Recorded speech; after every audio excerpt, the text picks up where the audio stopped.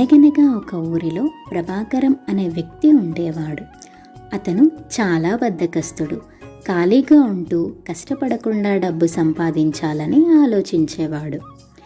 ఇలా గడుస్తుండగా ఒకసారి ఆ ఊరికి ఒక సాధువు వచ్చాడు. ఆ సాధువు గుప్త నిధులు, లంకెబిందెలకు సంబంధించిన వివరాలు చెబుతారని ప్రభాకరంకు తెలిసింది.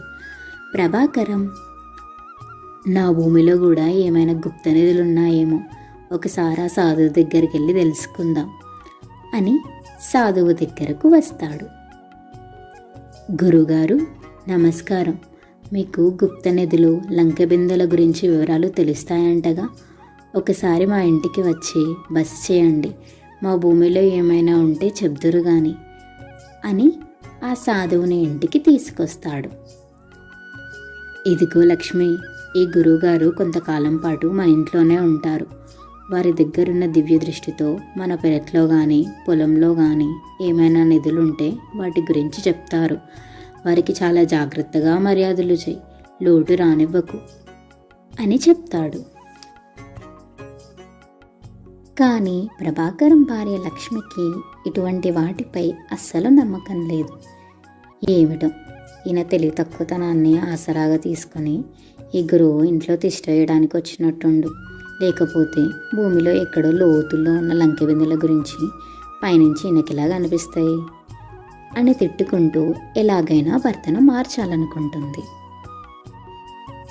కొంత సమయం తరువాత వంట చేయడం మొదలు పెడుతుంది.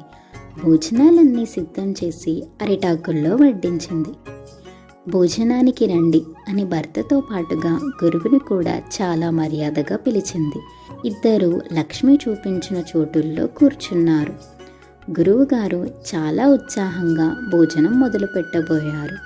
కానీ అతని ముందున్న ఆకులో అన్నం, పచ్చడి తప్ప కూరలేమీ కనిపించలేదు. ప్రభాకరం ఆకువైపు చూస్తే నోరూరించే కూరలు వడ్డించి ఉన్నాయి. గురువుగారికి చాలా కోపం వచ్చింది. ప్రభాకరం లక్ష్మిని, ఏమిటిది, ఇంటికి వచ్చిన గురువుతో ఇంత అమర్యాదగా ప్రవర్తిస్తున్నారు అని గద్దించాడు. అప్పుడు లక్ష్మి చాలా వినయంగా, గురువుగారు, మీ ఆకులో ఉన్న అన్నాన్ని ఒక గుప్పెడు తీసి చూడండి అంది. గురువుగారు అలాగే చేశారు. అన్నం కింద కూరలు కూడా ఉన్నాయి. గురువుగారు శాంతపడి సుష్టుగా భోజనం చేశారు. అప్పటిదాకా ఓపిక పట్టిన లక్ష్మి వాళ్ళు తీరిగ్గా తాంబూలాలు తీసుకున్నాక భర్తను తిట్టడం మొదలుపెట్టింది. మీ గురువు 4 అన్నం మెతుకుల కింద కూర ఉన్న సంగతి కూడా గ్రహించలేకపోయాడు. కాస్త పరిశీలించి చూస్తే పిల్లలకు కూడా తెలుస్తుంది. ఇంత చిన్న విషయాన్నే పరిశీలనగా చూడలేని వారు ఎక్కడో భూమి లోతుల్లో ఉన్న నిధులను ఎలా గుర్తుపడతారు? చెప్పే వాళ్ళకి బుద్ధి లేకపోతే పోయింది, వినే వాళ్ళకైనా ఉండనక్కర్లేదా అని కోపంగా అడిగింది. లక్ష్మి తెలివితేటలు గమనించిన గురువుగారు నెమ్మదిగా జారుకున్నారు.